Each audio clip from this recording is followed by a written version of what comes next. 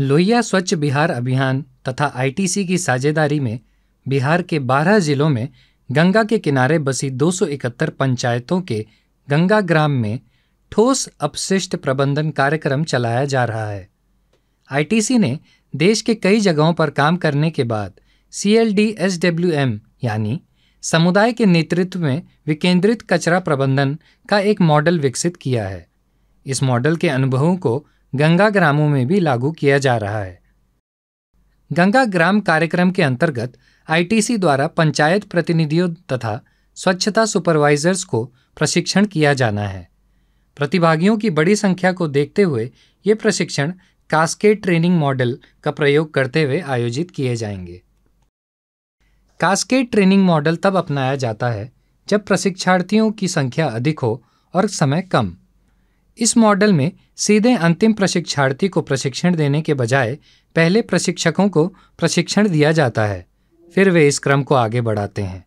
कई बार cascade training में 3 या अधिक चरण भी होते हैं।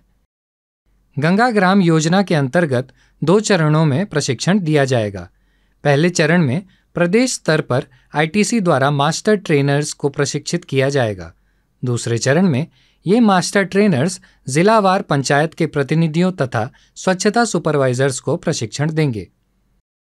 पंचायत प्रतिनिधियों तथा स्वच्छता सुपरवाइजर्स को दिए जाने वाले प्रशिक्षण में कचरा प्रबंधन के विभिन्न पक्षों के बारे में जानकारी दी जाएगी, जैसे कि कचरा कितने प्रकार का होता है, इसे अलग करना जरूरी क्यों है, कचरा समस्या है या संसाधन, कचरे का समुचित प्रबंधन किया जाना क्यों जरूरी है, समुदाय के नेतृत्व में ठोस कचरा प्रबंधन क्या है, यह कैसे कार्य करता है, इसके क्रियान्वयन में समुदाय, पंचायत तथा अन्य स्टेक होल्डर्स की क्या भूमिका है, WIMC समिति क्या है, इसके क्या कार्य हैं, इसका गठन कैसे किया जाता है, सफाई मित्र की अवधारणा क्या है, इनकी नियुक्ति कैसे की जाती है, इनके क्षेत्र और कार्यों का निर्धारण कैसे किया जाता है, इनके कार्यों का सहयोगात्मक पर्यवेक्षण कैसे किया जाए, ठोस कचरा प्रबंधन नियम 2016 क्या है और इसके मुख्य प्रावधान क्या हैं।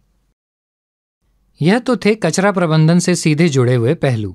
हम जानते हैं कि कचरे के सही प्रबंधन के लिए लोगों के साथ संचार करना और उनके व्यवहारों में परिवर्तन लाना जरूरी है। इसलिए इस प्रशिक्षण में संचार के विभिन्न पक्षों तथा व्यवहार परिवर्तन संचार के बारे में भी चर्चा होगी।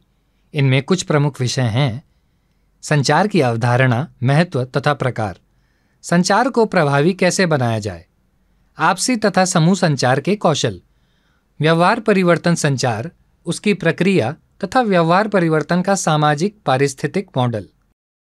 पहले चरण का प्रशिक्षण, क्योंकि ट्रेनिंग ऑफ ट्रेनर्स यानी प्रशिक्षकों का प्रशिक्षण होगा, इसलिए इसमें प्रशिक्षकों के लिए कुछ अतिरिक्त विषय भी रहेंगे। ट्रेनिंग ऑफ ट्रेनर्स में परंपरागत और सहभागी प्रशिक्षण में अंतर को स्पष्ट करते हुए वयस्कों के सीखने के सिद्धांत तथा फैसिलिटेशन के कौशलों आदि पर भी चर्चा होगी।